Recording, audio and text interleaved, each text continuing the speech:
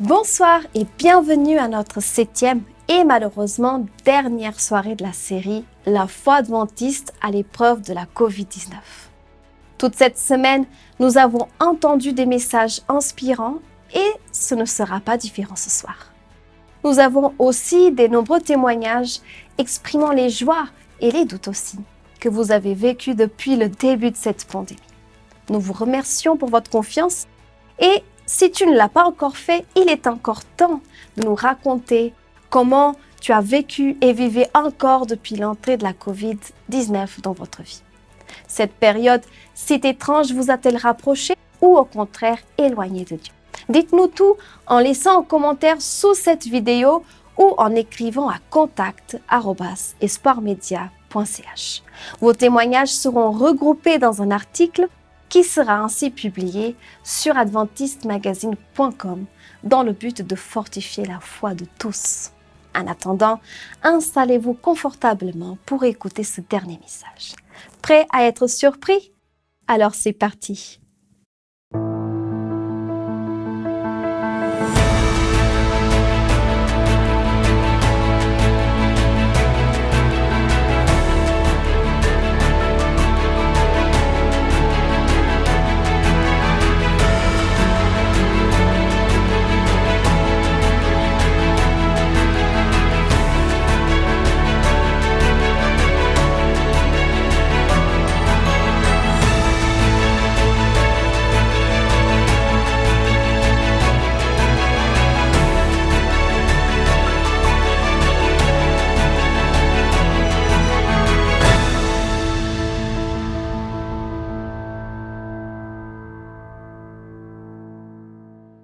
Hier, le sujet de notre rencontre portait sur l'adoration.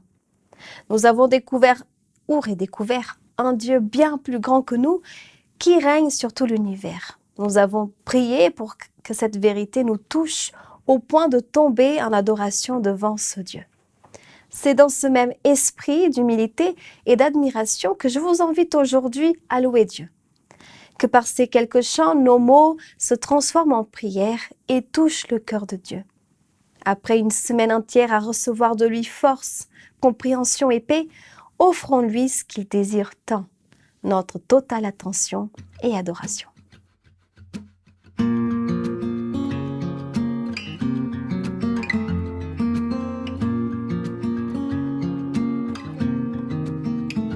La voix du Seigneur m'appelle, prends ta croix, viens et suis-moi. Je réponds, Sauveur fidèle, me voici, je suis à toi. Jusqu'au bout, je veux te suivre, dans les bons, les mauvais jours. À toi pour mourir et vivre, à toi Jésus pour toujours.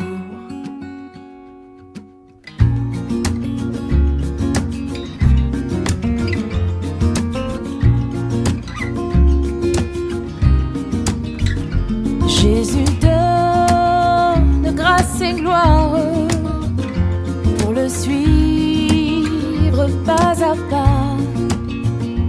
Avec lui, joie et victoire, paix et bonheur ici-bas. Oh, Oh, jusqu'au bout, je veux te suivre, dans les bons, les mauvais jours. À toi pour mourir et vivre, à toi Jésus pour toujours.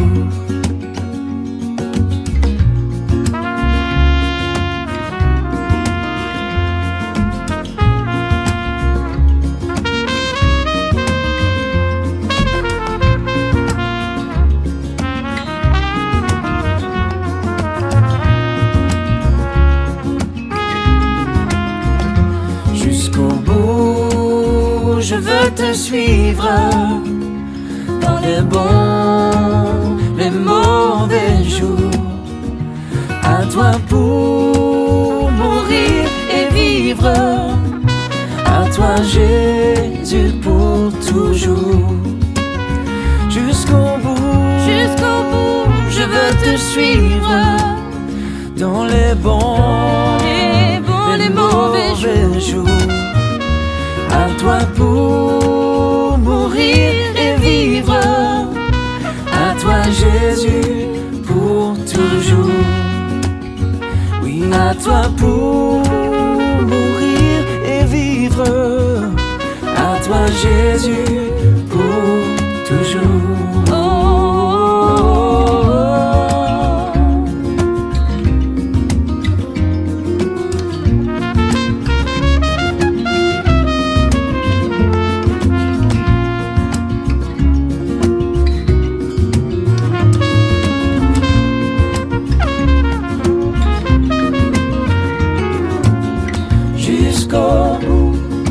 Je veux te suivre, coûte que coûte. Je veux te suivre jusqu'au bout. Je veux te suivre, coûte que coûte. Je veux te suivre.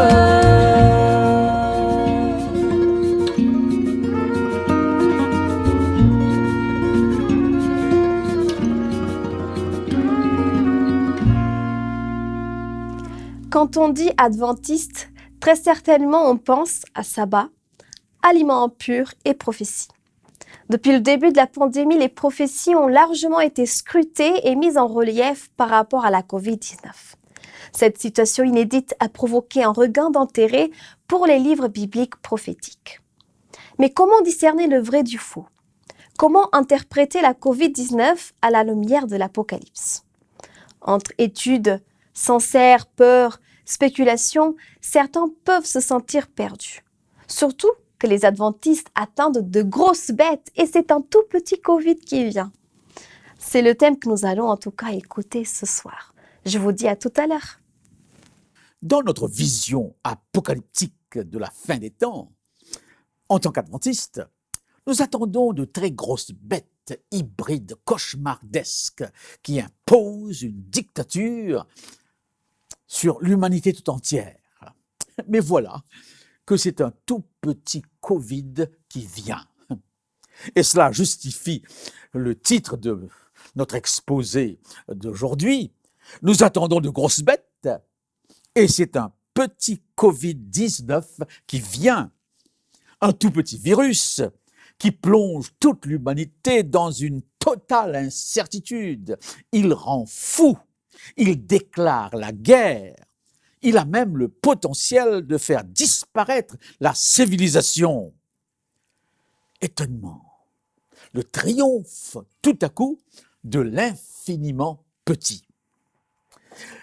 Au début de cette pandémie, le doyen de la faculté adventiste de Collonges, sous sa lèvre, a rassemblé un certain nombre d'articles sur le Covid. Articles écrits par des pasteurs à la retraite, des pasteurs en exercice. Et d'une manière générale, tous ces articles se résumaient par cette phrase classique « Signe des temps, Jésus revient bientôt ». Mais un de ces articles sortait de l'ordinaire. Il était décapant. Il interpellait. C'est l'article de Jean-Claude Vericchia, professeur de théologie, docteur en sciences, et il a intitulé son article « La petite bête ». Et je voudrais, à partir de 3 réflexions de Jean-Claude Vericchia, aborder notre intervention de ce jour sous forme d'entretien, d'un échange à bâton rompu. Oui, dit Jean-Claude, n'y a-t-il pas dans la venue de cet animal microscopique aux terrifiants effets matière à réflexion? Il y a fort à parier qu'on tente d'expliquer ce désordre. C'est Dieu qui veut donner une leçon, ou c'est Satan qui s'acharne. Oui, c'est le signe tant attendu de la fin du monde et du retour éminent du Christ. Il n'est pas exclu qu'on trouve un verset biblique qui fasse précisément référence à ce qui se passe sous nos yeux. Première réflexion, la bestiole n'est pas annoncée. Peut-être était-elle à l'œuvre depuis longtemps, sans que nous le sachions. Notre calendrier prophétique qui s'étend sur plusieurs millénaires en prend un coup. Notre liste de prophéties déjà réalisées est impressionnante.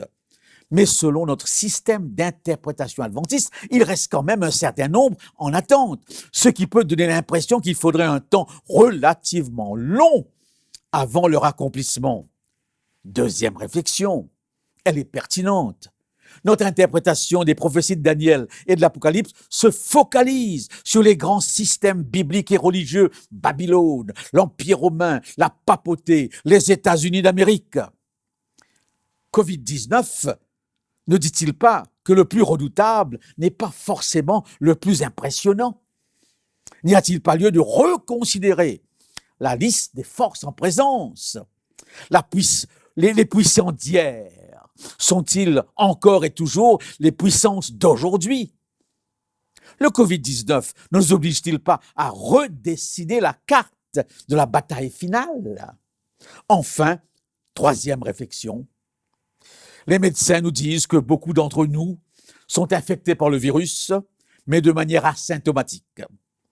La petite bestiole est en nous et pas seulement à l'extérieur de nous. Nous avons dans ces cas développé des anticorps salutaires. Pour nous tous, comment vivons-nous après la crise? Plusieurs options sont possibles. On se protège davantage, on fuit loin des villes, on va à la campagne, on sauve sa peau. Deuxièmement, on brave les risques, on rencontre, on touche, on parle de près. Troisièmement, on se protège au maximum, mais tout en restant avec les autres. On porte des gants, des masques, des combinaisons, mais on est présent dans le monde et on essaye de lutter contre ce virus. Laissons-nous interpeller par ces réflexions de Jean-Claude Verrecchia. Avons-nous le droit de penser autrement, de sortir des terrains battus, de sortir du cadre? Pouvons-nous, dans ce domaine que j'appellerais périphérique de nos croyances, sortir de la façon traditionnelle de penser, même si il faut pour cela se laisser bousculer par rapport au fait que notre vision de la fin des temps est coulée dans le béton, dans le ciment des textes de l'esprit de prophétie. Laissez-moi vous lire un texte de Madame White. Et je peux déjà vous assurer qu'il m'arrive parfois de me sentir un petit peu distant par rapport à ce qu'elle dit, sans que cela me dérange particulièrement. Oui, dit-elle, dans un texte adressé aux écrivains, aux journalistes adventistes, la vérité est en marche. Et nous devons progresser sous la lumière croissante, ne pas considérer avec suspicion toute nouvelle lumière que Dieu peut envoyer. Oui, Dieu peut envoyer de nouvelles lumières. La parole de Dieu brillera d'une lumière nouvelle pour celui qui vit en communion avec le soleil de justice. Il est sans excuse celui qui pense qu'aucune lumière ne peut être révélée et que toutes nos interprétations des Écritures sont sans erreur. Que certaines doctrines soient considérées comme vraies depuis de nombreuses années ne garantit pas l'infaillibilité. L'âge ne transforme pas l'erreur en vérité. La vérité est vouée à la clarté. Une doctrine vraie n'a rien à perdre d'un sérieux examen. Nous avons encore beaucoup de leçons à apprendre et beaucoup à désapprendre. Je suis adventiste depuis ma naissance, j'ai 75 ans et je vous assure que jusqu'à maintenant, j'ai rien vu par rapport à nos croyances, par rapport à notre vision, qui provoque une autre façon de voir, qui sous-entend une autre façon de voir. Nous continuons à penser dans le même moule. Le monde des temps change, mais notre vision des choses ne semble pas changer. Ce texte dit clairement que la vérité n'est pas figée, il y a de la place pour de nouvelles interprétations. Eh bien oui. Et troisièmement, que E.G. White elle-même aura pu se tromper. Permettez-moi de vous dresser une liste de questionnements par rapport que le Covid suscite, premièrement, Dieu est-il dans les événements? Deuxièmement, quand nous parlons des signes des temps, il faut distinguer entre les signes et le signe. Troisièmement, la prophétie est conditionnelle. Est-ce qu'il faudrait distinguer la prophétie et les prédictions au cœur de ces prédictions? Comment vivaient les premiers chrétiens? Comment vivaient-ils leur foi par rapport aux signes des temps? La notion de l'Église du reste, est-ce qu'elle évolue? Et finalement, ces choses peuvent-ils arriver? Je passe très rapidement sur chacune de ces questions. Je reviens donc à la première. Dieu est-il dans les événements? C'est lui qui télécommande? C'est lui qui téléguide les événements? Face aux événements, vous avez Dieu, l'homme et l'événement. L'homme est toujours en situation événementielle. Et François Varron, dans son livre, eh bien oui, ce Dieu absent qui fait problème, nous fait remarquer 3 attitudes. Celle de l'athée. Pour lui, l'événement est amoral. Mais l'athée reconnaît que l'homme peut orienter l'événement, peut provoquer l'événement de par ses actes. Mais pour l'athée, il ne s'agit pas d'interpréter l'événement. Pour le religieux païen primitif, tout s'explique par Dieu ou le diable. C'est dans ce manichéisme, eh bien, que tout ce qui se passe représente des actes, des esprits de Dieu, des forces du bien. Quand c'est positif et quand c'est négatif, eh bien, ce sont les forces du mal. Le chrétien, lui, croit, comme l'athée, que l'événement est amoral, que c'est pas Dieu qui fabrique en soi l'événement. Mais en même temps, il donne un sens à cet événement. Et ça, à ce niveau, peut-être que Dieu l'inspire. Et il a une parole appelée parole de Dieu pour l'aider à comprendre les événements. Donc, lorsqu'il dit « c'est un signe des temps », il essaye, à la lumière de l'Écriture, de donner à l'événement un sens. Voilà donc 3 attitudes face à l'événement. Et bien sûr, cela nous emmène à une réflexion assez pertinente. La Bible doit toujours être saisie, être comprise sur 2 plans. Le plan temporel et le plan éternel. L'Ancien et le Nouveau Testament. Et l'Ancien Testament est un terrain préparatoire. Et quand nous lisons l'Ancien Testament, où Dieu veut à tout prix amener le peuple d'Israël, un peuple au cou roide, un peuple buisson, un peuple qui vient d'une terre païenne, qui a subi 430 ans d'influence païenne, eh bien Dieu va, dans une pédagogie de la carotte et du bâton, essayer d'emmener à ce peuple à une conscience religieuse beaucoup plus élevée. Et là, nous découvrons que Dieu semble être dans les événements. Il nous dresse un tableau des bénédictions et des malédictions dans le livre des Nombres et du Deutéronome. Si tu obéis, voilà ce qui t'arrivera. Si tu désobéis, voilà ce qui t'arrivera. On a l'impression que Dieu a un arsenal d'armes de destruction massive. Je lis un texte de Job au chapitre 38 et les versets 22 à 23. As-tu vu les dépôts de grêle que je tiens en réserve pour les temps de détresse, pour les jours de guerre et de bataille? Dieu utilise les forces de la nature comme armes de guerre. Un texte des psaumes. La terre fut ébranlée et trembla, les fondements des montagnes frémirent, et ils furent ébranlés parce qu'il était irrité. Nous pouvons aligner plusieurs textes de ce genre, d'Ésaïe et des psaumes, où Dieu semble justement passer au travers des événements pour accomplir sa volonté à l'égard d'Israël. Et d'ailleurs, l'exil sera toujours interprété comme une punition. C'est Dieu qui frappe Israël au travers de l'exil, événement capital, événement décisif pour sanctionner la désobéissance d'Israël. Comment Dieu fait-il, intervient-il par rapport aux événements? Est-ce qu'il fait coïncider les événements avec son plan? Je ne pourrais pas aller jusque-là. Mais dans un premier temps, disons que oui. L'Ancien Testament semble dire que Dieu dirige les événements suivant son plan. Et dans le Nouveau Testament, paradoxalement, nous sommes bien loin d'un tel Dieu. Dans le Nouveau Testament, deux ou quelquefois, Jésus intervient au niveau de la nature. Il arrive à contrôler les puissances terrestres. Mais pas plus. Ce n'est que dans l'Apocalypse, finalement, que nous retrouvons un Dieu, qui semble faire converger les événements vers ses desseins. Deuxième élément, et je crois que ce deuxième élément est aussi intéressant. Lorsque le peuple demande à Jésus un signe, Jésus les renvoie à l'histoire de Jonas. Et il leur dit, vous n'aurez aucun autre signe. En d'autres mots, consultez votre texte biblique. Ne cherchez pas ailleurs.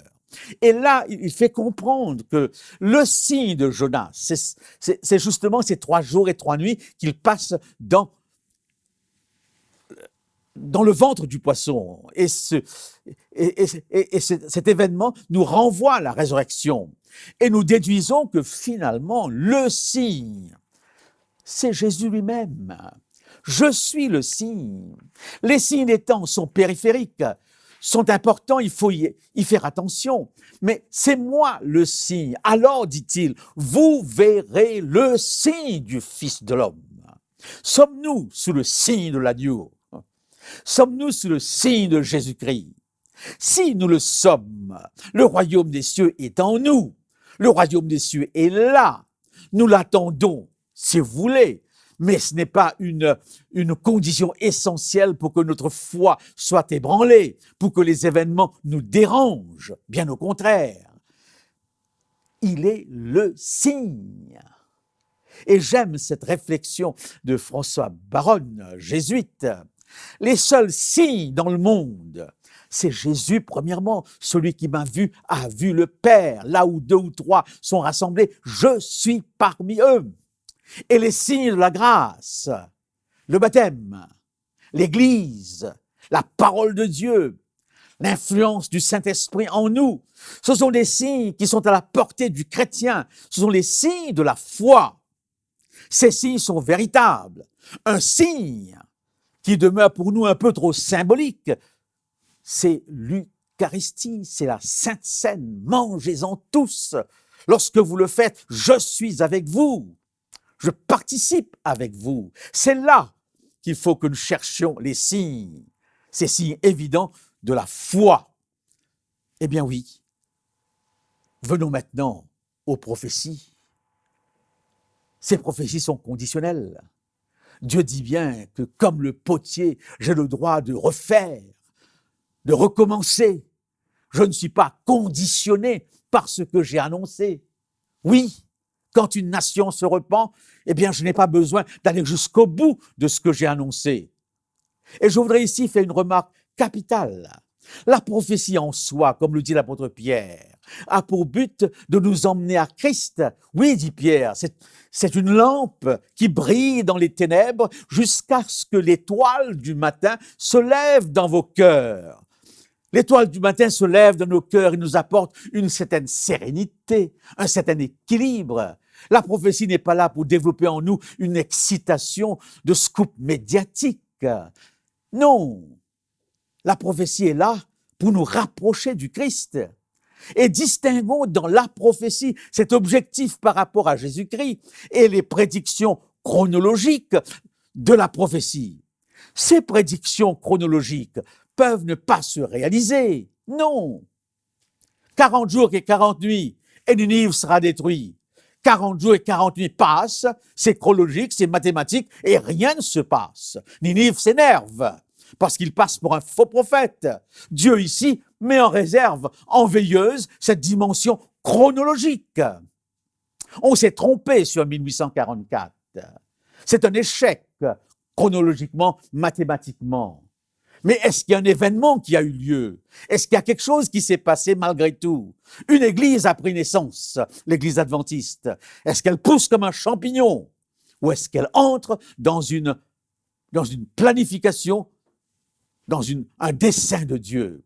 Si nous y croyons, alors cette prophétie, malgré l'échec mathématique, a un sens. Il y a une histoire dans l'Ancien Testament, les détails m'échappent, où David se cache et il demande à Dieu, en consultant l'éphod, est-ce que Saül viendra jusqu'à moi et me poursuivra? Et Dieu lui dit, oui, Saül viendra, il te tuera. Et David aurait pu à la suite de cela dire à ses soldats, dans ce cas, il n'y a rien à faire. Dieu a dit, eh bien je m'incline, j'attends que Saül vienne. Mais David, avec sagesse, se sauve et se cache. Et lorsque Saül apprend que David s'est sauvé, Saül change ses plans. Il n'attaque pas, il ne cherche pas David. Et ainsi, cette parole que Dieu a dit à David, il viendra, n'a plus de sens. Cette partie d'une prophétie, d'une promesse, d'une assurance donnée, ne tient pas. Donc, soyons clairs, il y a prophétie. Objectif, faire naître le Christ dans le cœur. Et il y a des détails de cette prophétie qui sont conditionnels aux circonstances. Venons maintenant sur un point qui m'impressionne. Comment les premiers chrétiens vivaient-ils les principes du royaume? Étaient-ils obsédés par les signes des temps? Nous avons un texte d'un certain Dionète, et il écrit que les chrétiens ne se distinguent pas des autres hommes, ni par le pays, ni par le langage, ni par les vêtements. Ils n'habitent pas les villes qui ne leur soient propres. Ils ne servent pas de quelque dialecte extraordinaire. Leur genre de vie n'a rien de singulier. Ce n'est pas à l'imagination ou aux rêveries d'esprit agité que leur doctrine doit la découverte. Ils ne se font pas comme tant d'autres les champions d'une doctrine humaine. Ils se répartissent dans les cités grecques et barbares, suivant le lot échu à chacun. Ils se conforment aux usages locaux pour les vêtements, la nourriture et la manière de vivre, tout en manifestant les lois extraordinaires et vraiment paradoxales de leur république spirituelle. Ils résident chacun dans sa propre patrie, mais comme des étrangers domiciliés, ils s'acquittent de leurs devoirs de citoyens et supportent toutes les charges comme des étrangers. J'aime cette dernière phrase. Toute terre étrangère leur est une patrie et toute patrie une terre étrangère. Voyageurs dans ce monde.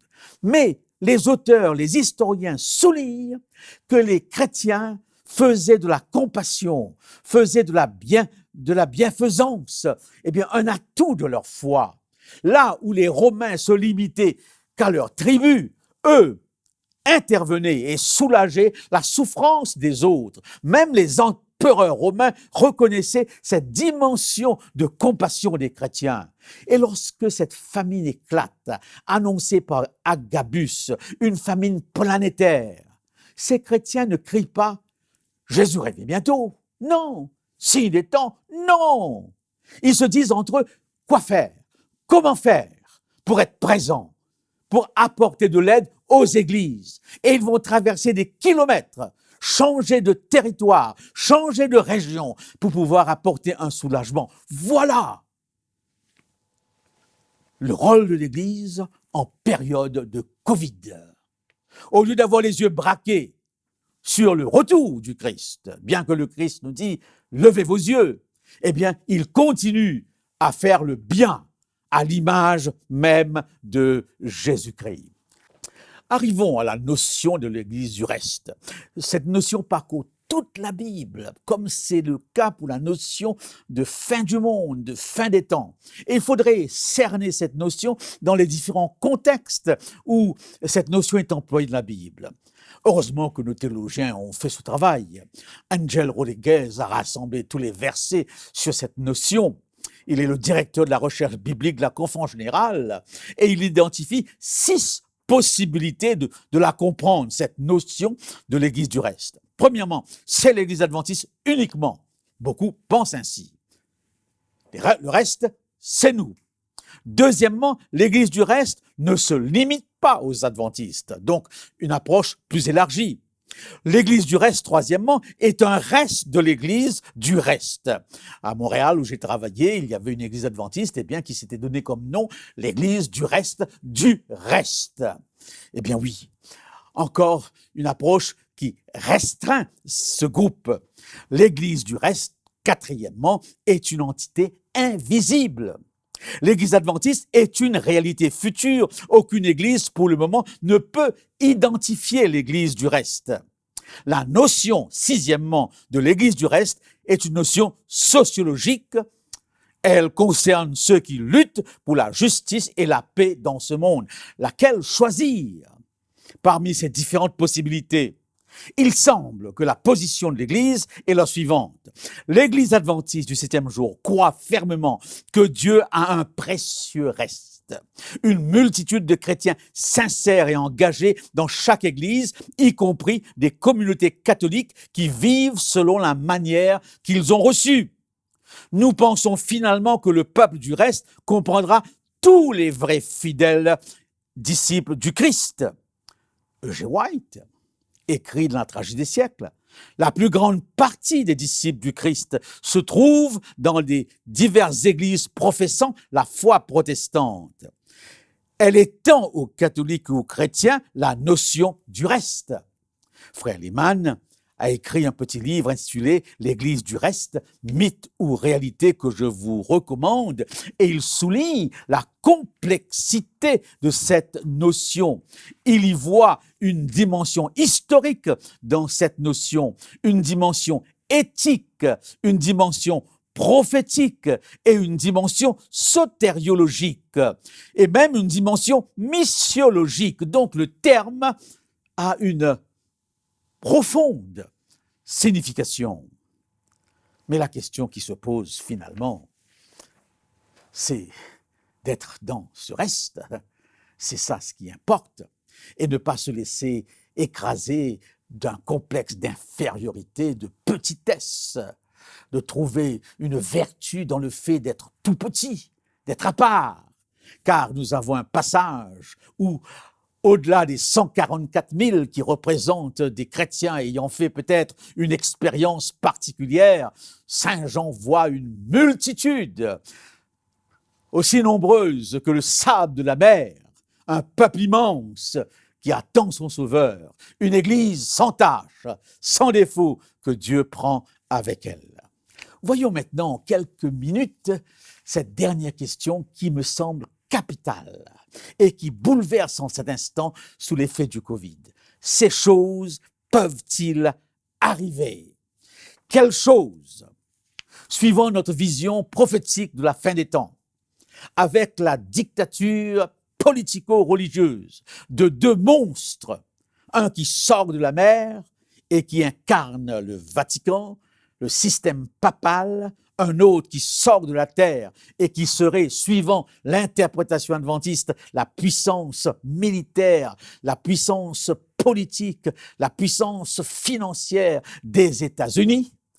L'alliance de ces deux puissances vont entraîner dans le monde une dictature religieuse exercée particulièrement vers une minorité observant le sabbat, sceau de Dieu. Eh bien oui, ces choses peuvent-ils arriver? Voilà donc quelles sont ces choses. Je ne vais pas entrer dans les détails puisque j'aborde là quelque chose que tout adventiste en principe a à l'esprit, un système de gouvernement politico-religieux dictatorial, une limitation et un contrôle des libertés, surtout religieuses, un boycott économique, un conflit de loyauté et d'obéissance centré sur le 4e commandement, une imposition globale d'un même jour de repos, une sentence de mort pour les minorités non soumises et l'intervention finale spectaculaire de Dieu. Eh bien oui, ces choses peuvent-ils vraiment arriver? Dans un premier temps, je dis non. Nous sommes en terre démocratique. Nous sommes le pays des droits de l'homme, de la liberté religieuse, de la protection de cette liberté. Nous ne pouvons pas croire que d'un seul coup, en peu de temps, ce monde démocratiques, surtout occidentales, reviennent au temps barbare du Moyen-Âge, au point que la peine de mort est rétablie et que tout à chacun peut avoir le droit d'exécuter son prochain. C'est difficile de croire à un tel changement. Deuxièmement, E.G. White semble se focaliser sur les États-Unis et n'envisage jamais l'existence de pays tels que l'Inde, tels que les pays arabes, tels que le monde athée. Est-ce que tous ces gens, d'un seul coup, vont se ranger sous le régime d'une dictature religieuse?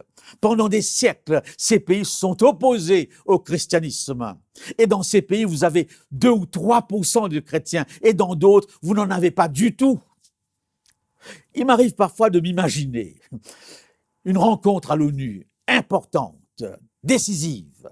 Tous les représentants sont là et tous les pays capables d'exercer leur veto sont là. Et à l'agenda, il n'y a aucun item géopolitique, aucun item militaire, aucun item concernant l'humanité sous l'angle politique. L'item primordial, c'est l'Église catholique face à l'Église adventiste, avec comme enjeu le sabbat ou le dimanche. C'est très réductionniste, c'est très limité. Est-ce que nous ne sommes pas en train de nous prendre pour le nombril du monde? Nous sommes une toute petite minorité.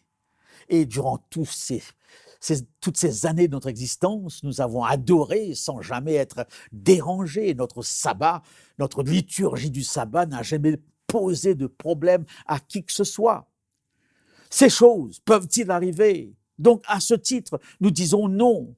Il nous est difficile de voir une persécution s'étalant mondialement vers une toute petite minorité et englobant toute l'humanité. Bref, difficile. Nous sommes perplexes ici. Mais je dirais une chose très importante. Si je me focalise, comme le fait E.G. White dans son explication, sur les États-Unis seulement, je peux croire que ce pays de liberté, fragilisé par les événements que nous venons de voir aujourd'hui, qui a démontré au monde qu'elle n'est pas l'exemple à suivre, mais pays sur le territoire duquel se trouve une puissance religieuse géopolitique appelée la droite morale, les born-again Christians, le mouvement charismatique, les évangéliques, capables de changer le cours politique des États-Unis et dont l'objectif est d'amener ce pays à une théocratie, de changer la Constitution et de faire des États-Unis le pays, la réplique d'Israël. Ce pays a soutenu Trump les évangéliques ont soutenu Trump dans son élection et dernièrement, ils ont voulu le remettre au pouvoir. Pourquoi? Parce qu'ils voyaient en lui un Cyrus des temps modernes. Eh bien oui, actuellement, s'il fallait se focaliser sur une puissance religieuse capable de déclencher une persécution à l'endroit d'une minorité, eh bien, c'est cette force géopolitique des mouvements évangéliques, non dans le cadre européen, mais dans le cadre américain. L'histoire américaine est une histoire de violence, de persécution, d'imposition de certaines lois religieuses, même du dimanche. Il y a eu dans l'histoire américaine une tendance à vouloir faire du dimanche le jour du repos. Et des sanctions ont accompagné dans l'histoire américaine tous ceux qui transgressaient la loi du dimanche. Nous nous focalisons sur l'Église catholique. Mais actuellement, cette focalisation n'a pas de sens. L'Église catholique actuelle, après Vatican II, n'est pas cette Église du Moyen-Âge. Il faut qu'on soit conscient. Ce concile du Vatican déclare que la personne humaine a droit à la liberté religieuse. Cette liberté consiste en ce que tous les hommes doivent être exempts de toute contrainte de la part des individus, et que tous les groupes sociaux ont le droit, en public comme en privé, à exercer leur liberté. Ce droit de la personne humaine à la liberté religieuse dans l'ordre juridique de la société doit être reconnu. Voilà donc la nouvelle position de l'Église. Et elle ajoute ceci: en outre, comme la société civile a le droit de se protéger contre les abus qui pourraient naître sous prétexte de liberté religieuse, c'est surtout au pouvoir civil qu'il revient d'assurer cette protection.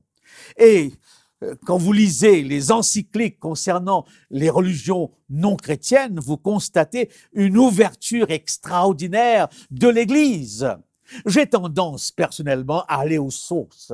Je lis attentivement ce qui sort du Vatican. C'est ainsi que j'ai lu avec attention l'encyclique sur l'écologie, l'encyclique Laudato Si et l'encyclique Fratelli Tutti, où l'accent est mis sur la réconciliation. Et je lis cette petite phrase: l'Église n'entend pas revendiquer des pouvoirs temporels, mais s'offrir comme une famille parmi les familles. C'est cela l'Église. Nous, chrétiens, nous demandons la liberté dans les pays où nous sommes minoritaires, comme nous la favorisons pour ceux qui ne sont pas chrétiens, là où ils sont en minorité.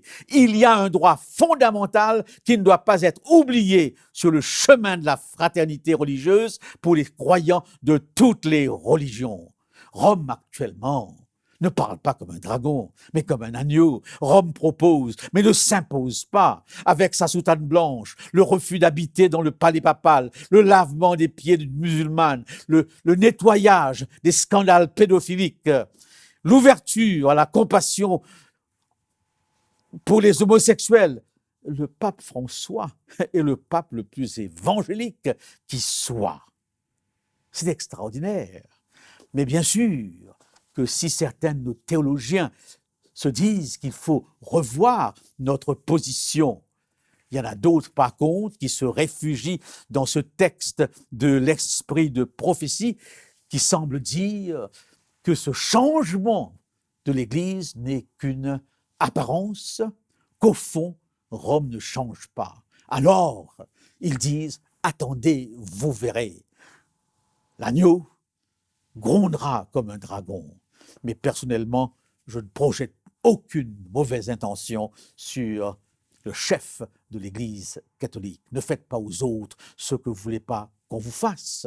Dans la situation actuelle, nous ne voyons pas cette focalisation sur l'Église catholique trouver sa place. Et j'arriverai même à une haute conclusion, et ça c'est ma position, que c'est actuellement de l'Église géopolitique évangélique que les menaces sont plus grandes. Mes chers amis, laissez-moi vous donner 3 scénarios possibles en terminant. Ces choses peuvent-ils arriver? Non.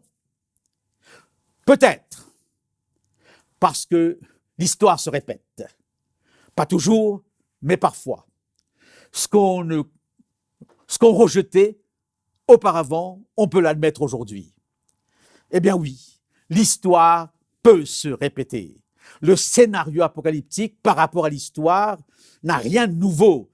Il y a encore actuellement des persécutions religieuses et il y a toujours eu des persécutions religieuses.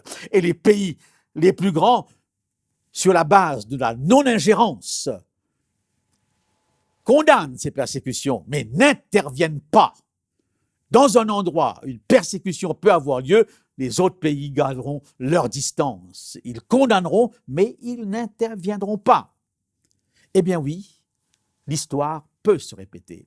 Deuxièmement, comme le disent les sociologues, un changement de paradigme peut avoir lieu, où tout à coup, la vision du monde change, sous l'effet de menaces. Tout à coup, ce qui était impossible devient possible. Et les raisonnements, la façon de voir les choses changent du tout à coup. On a dit cela après le 11 septembre, mais rien ne s'est passé. On le dit aussi encore en cet instant, qu'un nouveau monde va apparaître après le Covid. Attendons voir. Mais je dirais que tout peut être possible. Si, comme nous le prévoyons, si, comme le dit E.G. White, à la fin des temps, dans un court moment, Satan prendra totalement les scènes du pouvoir. Eh bien oui, il régnera en maître. Et là, nous avons plusieurs textes qui vont dans ce sens. Et que même les élus seront perturbés. Les hommes, dit le Christ, rendront l'âme de terreur. Quel type de monde qu'un monde totalement sous la direction de Satan, où la grâce s'est retirée, la grâce s'est effacée, où Dieu, ne contrôle plus la situation. Dans ce cadre, je dirais, tout est possible et le pire peut être envisagé, mais je ne peux pas vous dire comment envisager un tel monde. On ne l'a pas encore vu. Les pires moments de l'histoire avec le nazisme contenaient quand même des étincelles de grâce. Oui, dit E.G. White, ces événements seront des événements qui s'écouleront sur un temps très court. Alors, le Covid, c'est l'intervention du plus petit. Et je retrouve dans l'histoire biblique ces interventions de Dieu minuscules. Une petite pierre vient, frappe la statue. Le jeune David, avec 5 petits cailloux, frappe Goliath. Jésus naît dans une étable comme un bébé, fragile. Et il choisit 12 hommes sans réputation pour bâtir son église. Oui, Dieu passe parfois par l'infiniment petit. Et Satan, avec ce Covid, semble entrer dans la réplique de l'infiniment petit. Soyons attentifs à cela. Et peut-être c'est là où nous devons nous laisser interpeller. Il y a une vision spectaculaire du retour de Jésus-Christ. Mais il y a aussi une vision discrète. Je viendrai comme un voleur. Sommes-nous prêts à le recevoir, à l'attendre, peu importe de la façon dont il viendra. Que Dieu vous bénisse, que Dieu vous accorde sa grâce et que nous puissions avoir la liberté de penser de nouveau notre vision prophétique.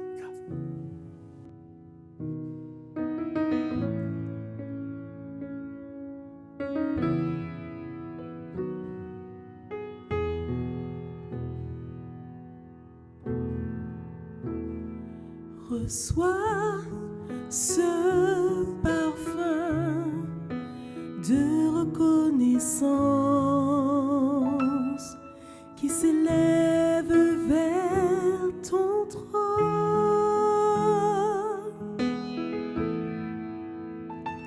Reçois la louange de ta création qui célèbre ton saint nom. Nous chantons Alléluia,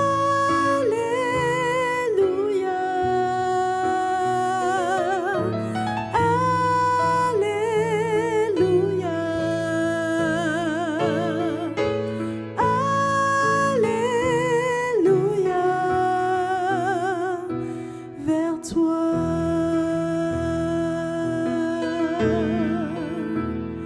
Reçois ce parfum de reconnaissance qui s'élève vers ton trône.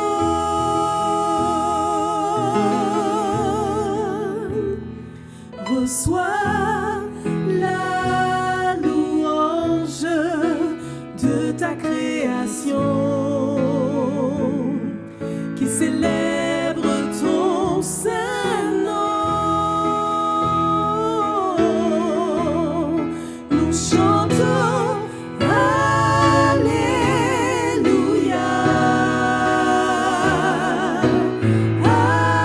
Alléluia,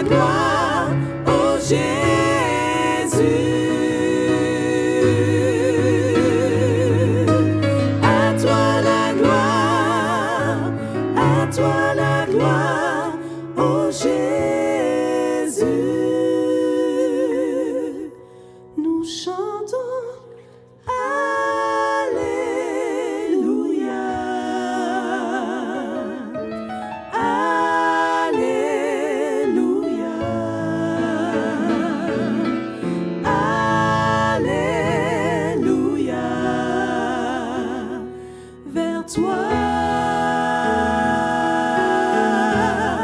Nous chantons Alléluia.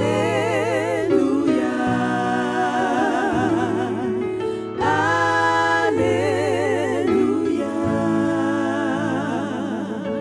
Alléluia. Vers toi.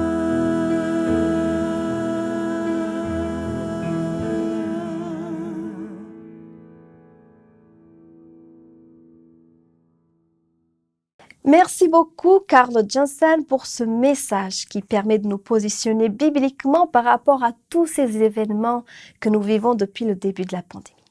Prions ce soir pour que la vérité de Dieu nous libère de nos peurs, de nos angoisses, de nos mauvais chemins de pensée. Merci, Carl, de nous avoir dirigés à travers ces 7 réflexions si intéressantes. Merci d'avoir abordé cette pandémie sous un angle positif, plein d'espérance et de vérité. Rappelons-nous, tout concourt au bien de ceux qui aiment notre Dieu. Merci aussi à vous tous qui avez suivi ces conférences. Merci pour votre présence, merci pour votre intérêt et double merci à tous ceux qui ont participé par leurs commentaires, témoignages et mots d'encouragement. Si vous ne l'avez pas encore fait, il n'est pas trop tard de partager votre vécu avec Dieu durant cette pandémie en écrivant à contact@espoirmedia.ch ou via les commentaires ci-dessous. Toute l'équipe Espoir Média vous dit sincèrement merci et je me permets de vous rappeler une dernière fois que l'ensemble de cette série est disponible en replay sur adventplay.tv. Toutes les plateformes précédentement citées comme AdventPlay, Adventist Magazine, la chaîne YouTube Espoir Média sont des plateformes du Centre Espoir Média qui a produit justement cette série La foi adventiste à l'épreuve de la Covid-19. Espoir Média vous propose nombre d'autres émissions et si vous voulez, vous pouvez consulter notre chaîne YouTube Espoir Média dans la rubrique Playlist. Abonnez-vous pour être tenu au courant de toutes les nouveautés chaque semaine. Notre série de rencontres avec Carl Johnson se termine officiellement maintenant. Mais vous êtes invités à un événement spécial demain à 18h sur cette même chaîne YouTube. Découvrez le témoignage poignant du pasteur adventiste Dominique Fricard, qui a été sauvé in extremis de la mort. À temps de Covid-19, sa situation est arrivée à un point critique jusqu'à ce que Dieu intervienne. Donc, je vous donne rendez-vous demain à 18h sur la chaîne YouTube Espoir Média. En attendant, que Dieu continue de vous bénir abondamment et que sa paix vous inonde. Au revoir.